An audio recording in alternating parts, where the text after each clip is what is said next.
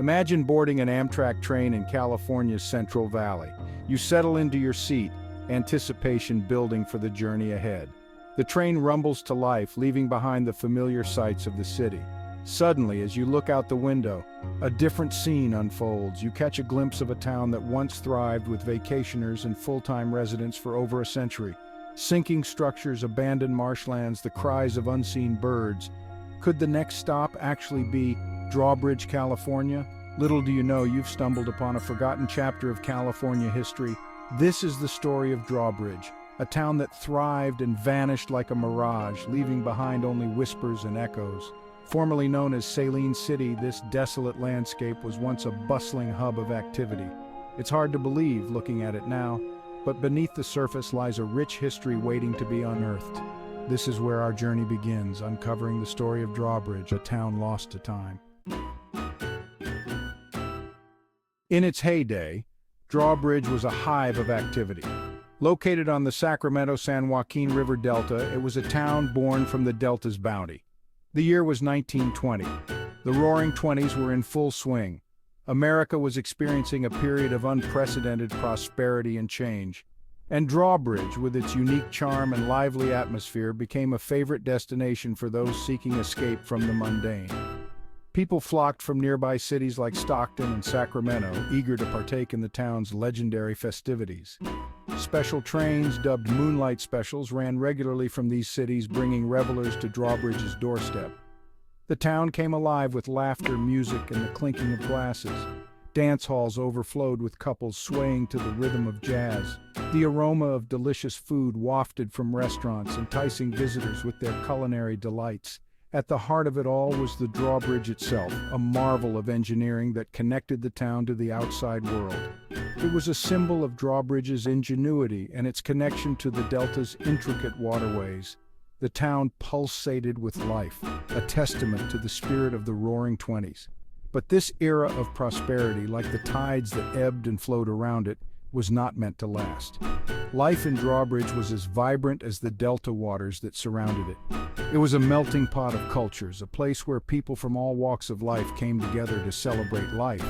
But beneath the surface of revelry, a different story was unfolding, a story of resilience, resourcefulness, and the enduring spirit of a community bound together by the delta's ebb and flow. The Great Depression cast a long shadow over America. The year was 1929. The stock market crashed, sending shockwaves throughout the nation. What began as a financial crisis quickly seeped into every aspect of American life. Unemployment soared, businesses crumbled, and the carefree exuberance of the Roaring Twenties evaporated like mist. Drawbridge, once a beacon of prosperity, was not immune to the devastating effects of the Depression. As the economic crisis deepened, the flow of weekend revelers dwindled to a trickle. The Moonlight Specials, once symbols of carefree abandon, became a distant memory. The dance halls that once echoed with laughter and music fell silent. The heart of Drawbridge seemed to slow with each passing day. The laughter faded, the music stopped. Police even stopped patrolling the town after false rumors circulated that each resident was armed. The town that had once been a kaleidoscope of life was now shrouded in a blanket of silence. The once bustling streets filled with the energy of weekend visitors were now eerily empty. The Drawbridge, once a symbol of connection and progress, now stood as a stark reminder of the town's isolation. As the grip of the Depression tightened, the town's fate was about to take an unexpected turn. Time, like the relentless currents of the Delta, continued to flow. The year was 1938. A devastating fire swept through Drawbridge, leaving behind a trail of destruction. The flames consumed what little remained of the town's infrastructure. The once grand dance halls and bustling restaurants were reduced to ashes. The fire marked a turning point for Drawbridge. What the Great Depression had started, the fire finished. The town, already teetering on the brink, was dealt a fatal blow. The remaining residents, their spirits broken, were left with no choice but to abandon their homes and seek a new life elsewhere. And so, Drawbridge, the once thriving Delta town, faded into obscurity.